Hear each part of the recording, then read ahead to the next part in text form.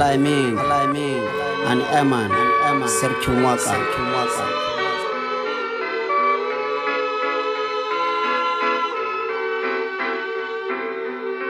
Jama'a ta Janbulo ina muku maraba, alamin mai waka na zo domin mu gana, da ni da ku mu gana domin akwai amana. Albishir na yo muku abokai da kawaye, mu haɗa kawunan mu maza har mataye, ku ba mu hankalin ku saurara ku fahimta. Anguwar mu ta haɗu don babu sa'idawa, ka zo ki zo na zo mu zo da ku domin mu gana. Miyanyu mu zauna ka sha story, akwai bayani zan baka dan misali. Muna da tituna kashi-kashi a cikin loko, muna da makarantu islama har da boko, muna da masallatai a lunguna da sako, muna da gidaje kala-kala har benaye, muna da shaguna iri-iri har ma market, muna da maɗinka a lunguna masu hazaka, da 'yan siyasa masu bajinta, muna da hospital kala-kala masu karamci.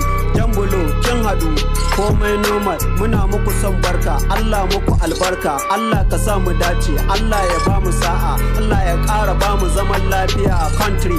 Alamin da amen, sarkin waka. Akwai hazaka sarki a masu waka. I grew up in Janbulo, everybody now she comfort. Ba kolo komai muna yi na Redford, Swagu, Boko, Malam zo ka Janbulo. Mess up da gayin mu ai aradu zaka sha bulo. Emane da Al-Amin, you got to know what I mean. Fantic, brown skin, kai hadda masu melanin. Everywhere you go, ai waƙoƙin mu ake jamin, har mutane suna cewa anguwan mu suke feeling. Ai mu ake imitating, mu ne ake terating, anguwan mu an yi ranking. Kuma ta masu talking, then the big boys muke walking. Ko a wasan kwallo anguwan mu ce ke winning, amma muke defeating.